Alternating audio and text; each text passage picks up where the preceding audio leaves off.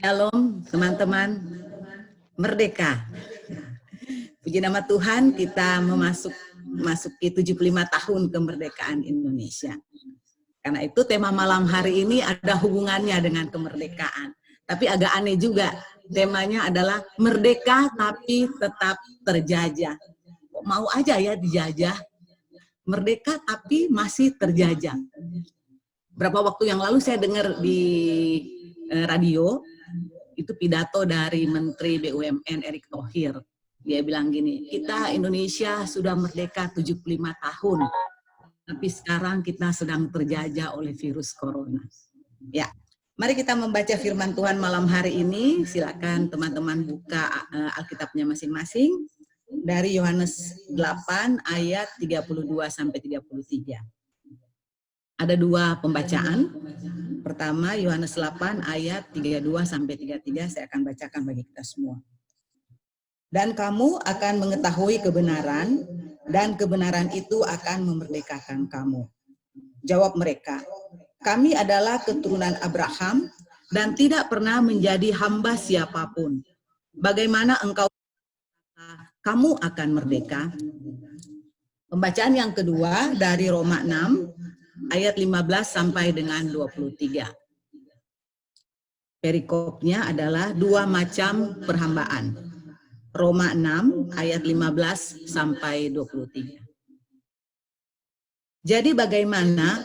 Apakah kita akan berbuat dosa karena kita tidak berada di bawah hukum Taurat, tetapi di bawah kasih karunia? Sekali-kali tidak. Apakah kamu tidak tahu bahwa apabila kamu menyerahkan dirimu kepada seseorang sebagai hamba untuk mentaatinya, kamu adalah hamba orang itu yang harus kamu taati, baik dalam dosa yang memimpin kamu kepada kematian, maupun dalam ketaatan yang memimpin kamu kepada kebenaran. Tapi syukurlah kepada Allah, dahulu memang kamu hamba dosa, tetapi sekarang kamu dengan segenap hati telah mentaati pengajaran yang telah diteruskan kepadamu. Kamu telah dimerdekakan dari dosa dan menjadi hamba kebenaran. Aku mengatakan hal ini secara manusia karena kelemahan kamu. Sebab sama seperti kamu telah menyerahkan anggota-anggota tubuhmu menjadi hamba kecemaran dan kedurhakaan yang membawa kamu kepada kedurhakaan. Demikian hal kamu sekarang harus menyerahkan anggota-anggota tubuhmu menjadi hamba kebenaran yang membawa kamu kepada pengudusan. Sebab waktu kamu hamba dosa, kamu bebas dari kebenaran.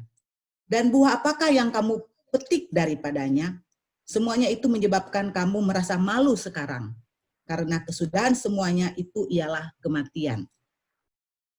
Tetapi sekarang, setelah kamu dimerdekakan dari dosa dan setelah kamu menjadi hamba Allah, kamu beroleh buah yang membawa kamu kepada pengudusan.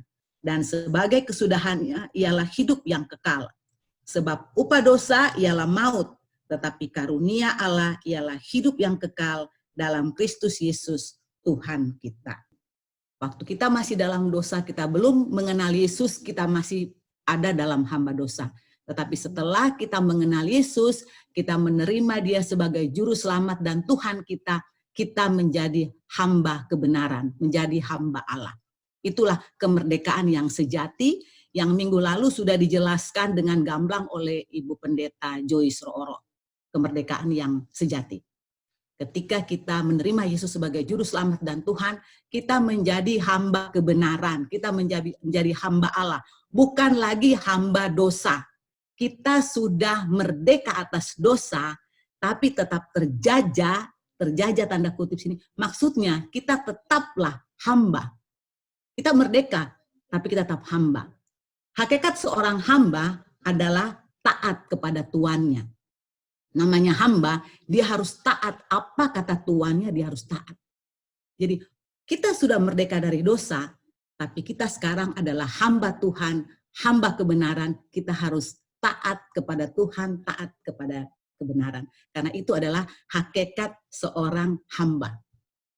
Nah, sebagai warga negara Indonesia yang sudah merdeka 75 tahun ini, kita juga harus taat kepada aturan pemerintah. Sudah merdeka, Indonesia sudah merdeka 75 tahun, tetapi bukan berarti setelah merdeka kita hidup seenaknya.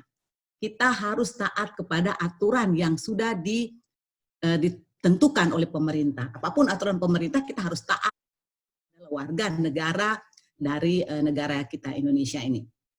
Nah, teman-teman, di dalam masa pandemik ini, kalau kita mencermati, ada beberapa aturan yang diberikan oleh pemerintah yang harus kita taati. Ada beberapa peraturan, saya akan menyampaikan 3 aja karena waktu yang terbatas. Yang pertama, selama masa pandemi ini, kita diharuskan untuk masker.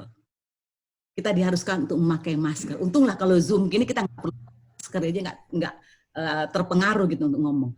Tetapi kita sehari-hari harus pakai masker. Saya karena biasa naik kendaraan umum, saya biasa ke kantor naik kereta, naik ojek, jadi saya biasa pakai masker. Terbiasa. Tetapi setelah diharuskan sepanjang hari di kantor pun harus pakai masker, itu tuh nggak enak banget, itu rasa-rasa, aduh, kayak dibekep tuh, kayak dibekep muka di wajahnya, nggak enak banget tuh pakai masker sepanjang hari. Tapi harus tetap kita gunakan karena itu adalah aturan dari pemerintah supaya kita terlindung dari virus yang ada saat ini. Kita menggunakan masker.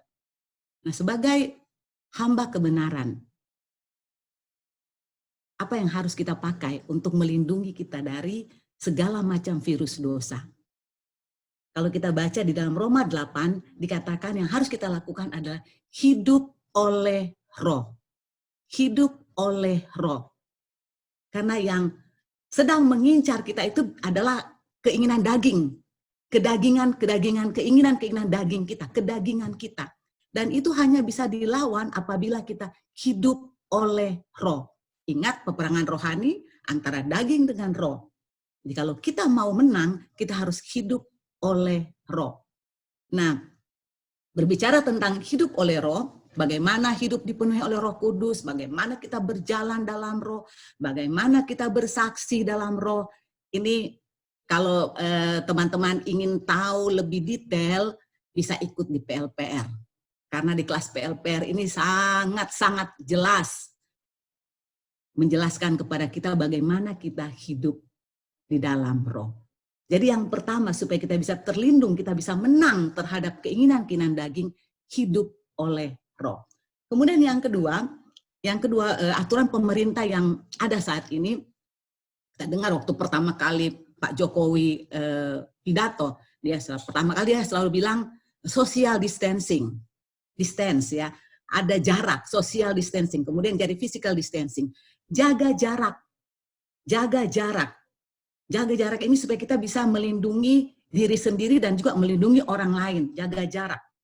Bahkan kalau naik kereta sekarang, naik kereta itu kita wajib pakai jaket atau lengan panjang. Kenapa? Supaya kalau di kereta kadang-kadang susah untuk menjaga jarak ya, supaya kalau bersentuhan tuh tidak bersentuhan langsung. Jadi wajib pakai jaket itu atau lengan panjang wajib, nggak bisa kita pakai lengan pendek kalau naik kereta. Itu jaga jarak. Kita diminta untuk jaga jarak supaya kita bisa melindungi diri kita sendiri dan juga melindungi orang yang lain. Itu sebagai warga.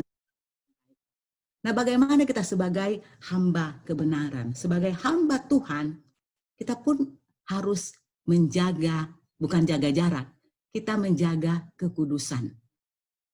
Di ayat 19 itu dikatakan kita harus menjaga karena kemerdekaan yang kita dapatkan ini sebagai hamba kebenaran itu menuju kepada pengudusan. Kita harus menjaga kekudusan kita. Apa sih menjaga kekudusan? Paling utama yang harus pertama-tama kita lakukan adalah menjaga pikiran. Karena perbuatan itu muncul akibat dari pikiran. Jadi pikiran itu harus kita jaga, kita harus memiliki pikiran yang kudus. Jangan berpikir yang aneh-aneh. Kemarin juga uang 75.000 ada palu A. Jadinya ya itulah kalau pikiran, kalau tidak menjaga pikiran kudus, kita jadi aneh-aneh pikirannya. Nah, itu sebagai hamba kebenaran, mari kita menjaga pikiran. Sebagai warga negara di masa pandemi kita menjaga jarak, sebagai hamba kebenaran kita menjaga kekudusan. Jaga kekudusan.